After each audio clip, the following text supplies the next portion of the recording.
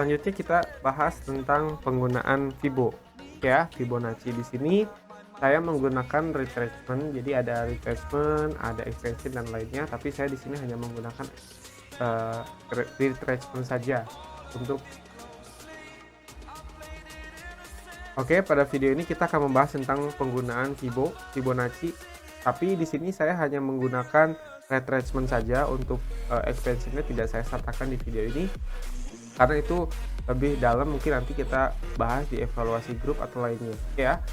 Untuk retracement sendiri saya menggunakan settingan seperti ini, teman-teman bisa lihat settingannya. Teman-teman bisa samakan dengan MT4 di HP atau di prediksi yang di sini ya.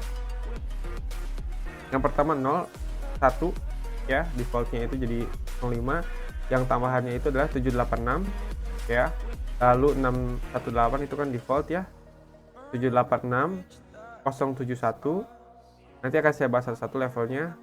38 ini juga default ya, 236. Oke, untuk lainnya tidak saya sertakan, ada di sini 886 ya, tapi ini cenderung 88 ini biasa digunakan di gold, kalau di untuk currency saya tidak gunakan.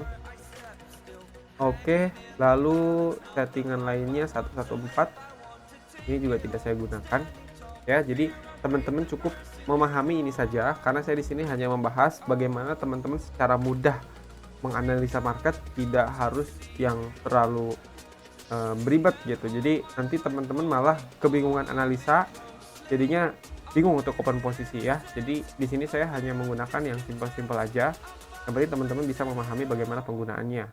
Oke, ini settingannya jadi 786 71 618 05 382 236. Oke, saya bahas satu-satu. Ini adalah level dimana saya selalu mengambil posisi untuk follow the trend ya. Jadi kalau di HP teman-teman bisa, di mobile bisa di marking ini area buy zone ketika kondisi sedang trend up. Jadi contoh, oke, ketika kondisi sedang trend up dan ketika kondisi sedang downtrend, kita selalu mencari sell, dan ini adalah sebagai kondisi sell zone ya. Teman-teman fokus ke, bukan ke harga ya, tapi fokus ke Fibonya. Bentar, saya di sini ya biar lebih aktif. Oke, jadi ketika kondisi downtrend teman-teman fokus di area sell zone ini. Oke, dan 71 ini adalah spot entry-nya yang biasanya sebenarnya harga nggak harus sampai ke dalam, biasanya masuk di area sini dan bisa reversal. Oke ya.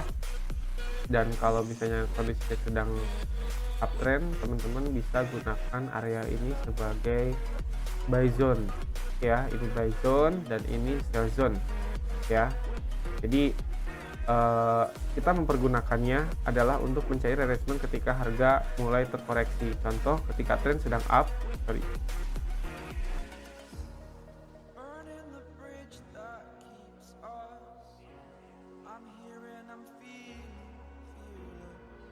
ya. Jadi contoh ketika harga sedang up seperti ini, lalu dia turun ke sini, terkoreksi, dan biasanya terkoreksinya di sini ya.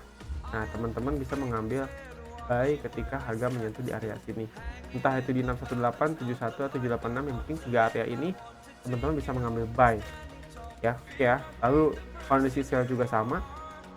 Ketika kondisi sell, teman-teman di sini memproyeksikan untuk mengambil posisi sell seperti ini. Ini adalah kondisi di mana dia retest atau pullback di area sini, dan ini biasanya yang sering banget saya pakai dan saya pergunakan ya. Tapi ketika tren sangat kuat, biasanya dia bermain di area 38 dan 236 untuk retest itu sendiri. Bisa seperti apa? Jadi harga cenderung koreksi hanya sampai sini dan dia sangat turun lagi ke bawah ketika harga sedang dalam kondisi impuls ya. Impuls itu seperti yang tadi pernah saya bahas. Jadi ketika kondisi tren yang sangat cenderung kuat. Jadi ketika tren up yang sangat kuat, dia cenderung hanya terkoreksi sampai sini saja. Oke ya. Jadi ini sebenarnya tidak bisa disebut area buy, tapi agak high risk juga. Kalau saya lebih prefer untuk teman-teman menunggu di area sini saja ya, karena probabilitasnya lebih tinggi ketika harga menyentuh di area sini. Jadi kalau di sini teman-teman buy lalu dia di break dan sampai sini, teman-teman bisa buy lagi sebenarnya. Tapi alangkah baiknya kenapa teman-teman tidak menunggu di sini saja, seperti itu. Oke ya. Oke, saya coba hapus lagi dan kita cari pada kondisi marketnya.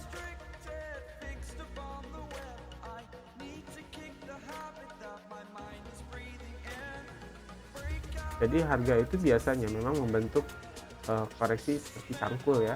Jadi kalau teman-teman lihat pola cangkul ya, seperti yang saya bahas, jadi dia berkoreksi seperti ini.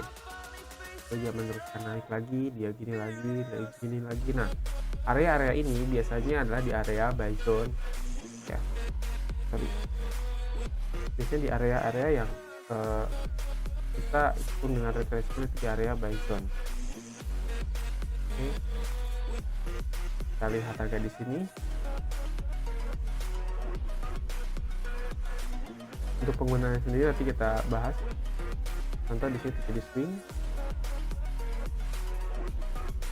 Nah, ketika di area seperti ini teman-teman bisa mengambil buy ketika harga menyentuh di area sini. Nah, ini mungkin kondisinya dalam kondisi impuls, jadi hanya di 05 dia terkoreksinya. Ya, kita next lagi, kita cari lagi. Seperti ini. Nah, ini adalah kondisi di mana dalam kondisi buy zone. Oke, kita mark biru. Nah, ketika tren kuat dia terkoreksinya di sini, jadi 05 dan 38. Oke, apakah bisa buy? Bisa ketika tadi muncul candle hijau dan memang dia sudah terkonfirm, atau teman-teman kalau diposisikan dengan trendline dia juga kena di situ. Ya, kita coba dari sini. Oke, seperti teman-teman lihat ini juga terkoreksi. Ya, seperti ini. Lalu kita lihat lagi sini. Oke, teman-teman juga lihat di sini di area buy zone. Oke, seperti ini. Ini kondisi sedang uptrend ya. Jadi kita mencari kondisi di mana kita bisa mengikuti tren tersebut. Oke, ini juga kita bisa ambil.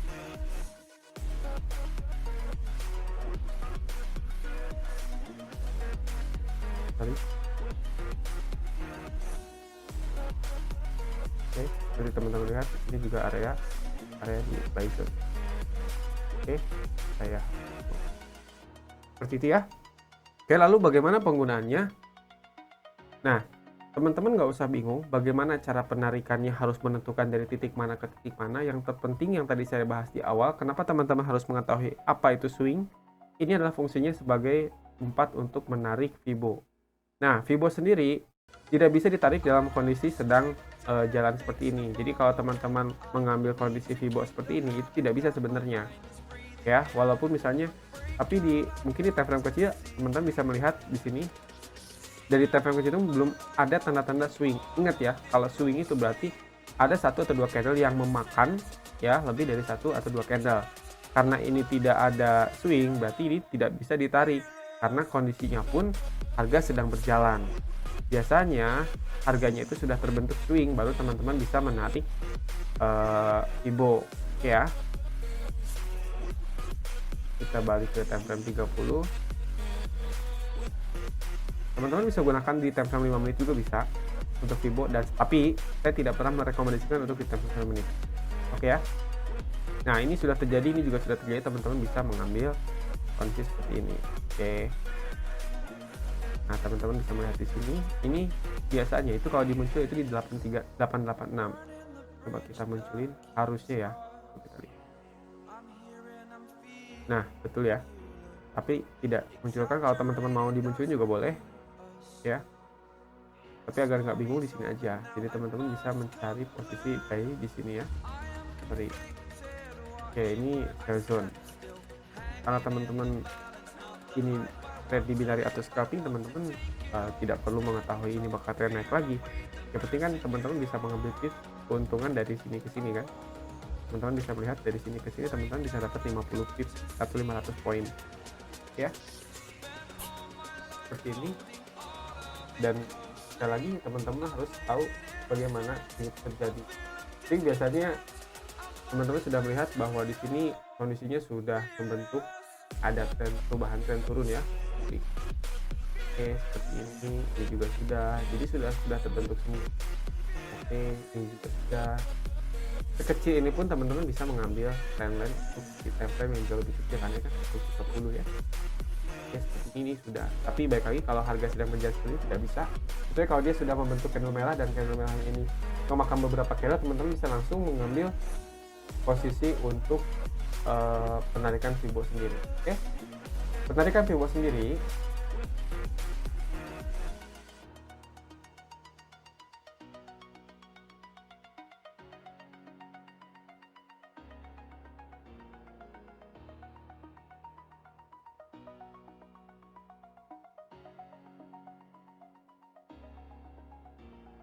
oke, ketika tren sedang up ini, oke, lalu misalnya teman-teman melihat tren ini ya,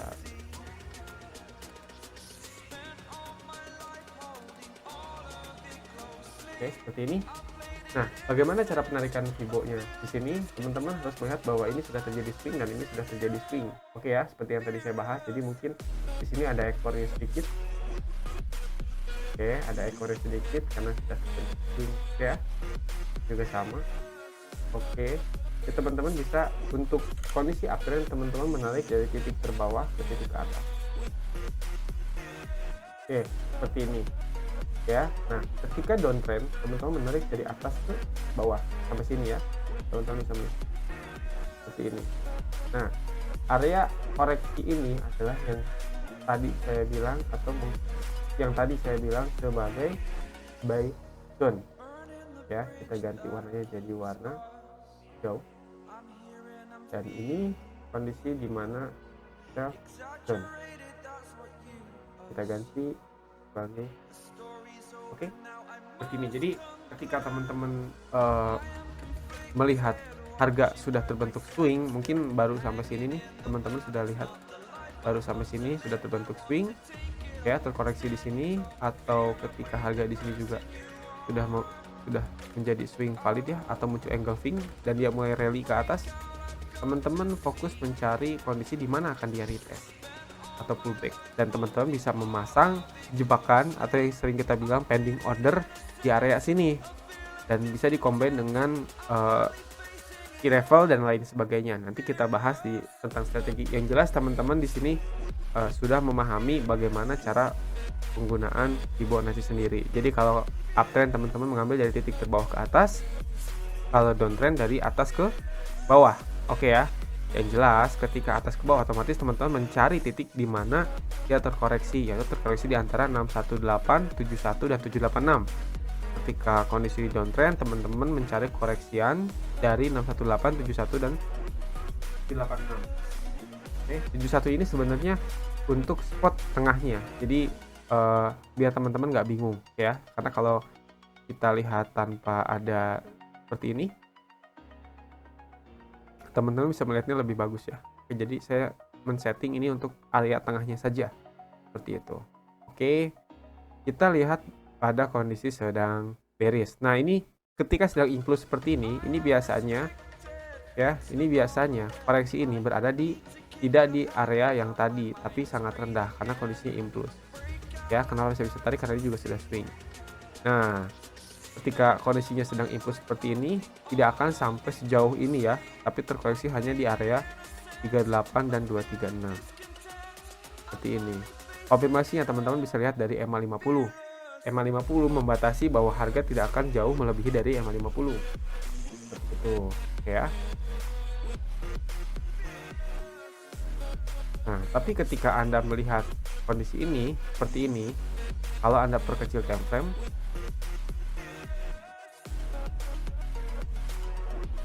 sorry tadi mana ya?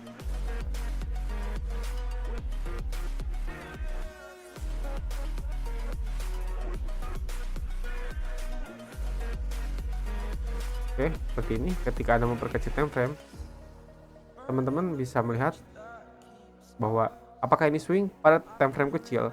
Week ini sudah saya bahas bagaimana pembentukan candlestick ya, tentang week yang biasanya terjadi dari ada tekanan dari lawan market itu sendiri ya. Kita ambil di atas ke bawah. Oke, seperti ini. Nah, di sini adalah area. Sebenarnya biasanya saya ngambil areanya di area sini ya, karena di sini juga ada harganya.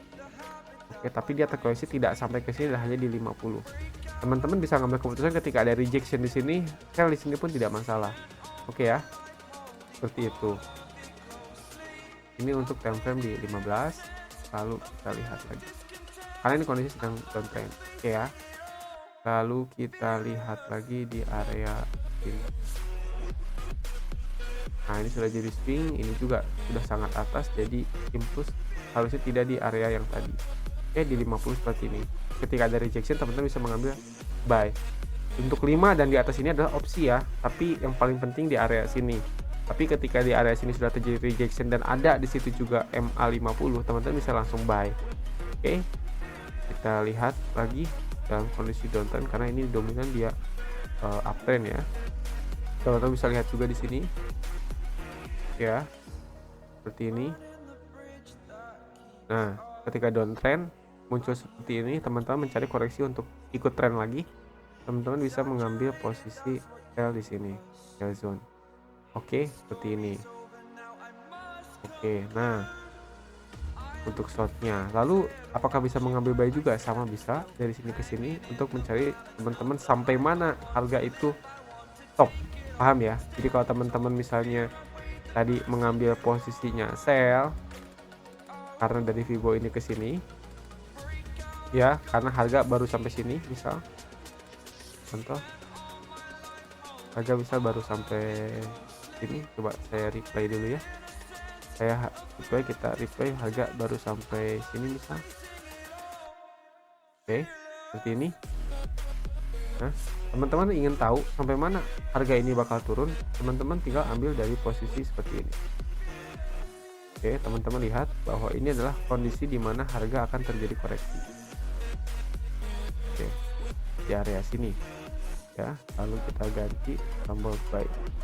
Oke, jadi ketika teman-teman yang ini kita hapus ya, yang sebelumnya kita hapus yang dari bawahnya karena kita fokusnya di sell. Tapi teman-teman tahu di sini harga akan terkoreksi ya, di sebelah sini. Nah, di sini teman-teman bisa menghitung dari sini ke sini adalah sekitar 50 atau 40 pip ya. Jadi teman-teman bisa mengambil sell untuk 40 pip. Lalu kita coba apply.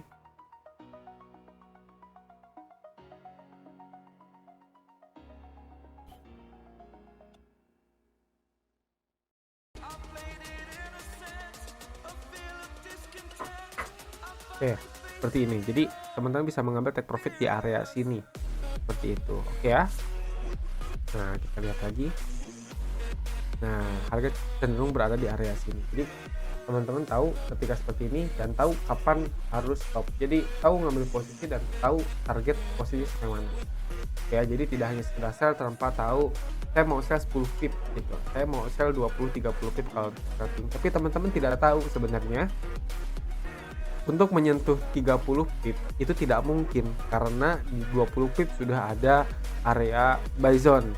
Kasarnya seperti itu, paham ya? Kalaupun bisa, teman-teman harus menunggu untuk mengkoreksi lagi. Jadi biasanya harga cenderung dia naik lagi, terkoreksi, baru dia turun lagi. Jadi butuh waktu yang agak lama kan. Tapi kalau teman-teman scalping, mungkin teman-teman bisa mengambil hanya sekian pip karena di bawah sini ada area buy zone seperti itu. Oke ya, clear. Oke.